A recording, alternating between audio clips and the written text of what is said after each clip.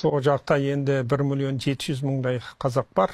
Біздің енді әзірге санауымыз бойынша негізінен. Ал енді сіз әлеуметтік инфрақұрылымы өте жақсы. Тұрмыс деңгейі де жоғары. Ал енді өз жердегі бір алаңдататын нәрсе оның рухани мәдениеті.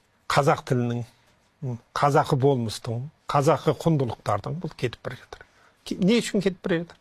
Өйткені бұл мектептер жабылды. Әзірге жас ұрпақ 15-тен төмен қазақ тілін жақсы сөйлейтіндер өте аз. Ал бұл неге апарады? Өнен кейін тіл кетсе, дін кетсе, діл кетсе деген ол адам ретінде өмір сүре береді олар. Бірақ ұлт ретіндегі ұлттық қасиеттер қалмайды. Енді мәселенің екінші түрі бар. Бізде көп ұлтты мемлекетпіз. Ол Қытай мемлекеттік мүддесі тұрғысынан алғанда олар үшін дұрыс. Оны жоққа шығармауымыз керек.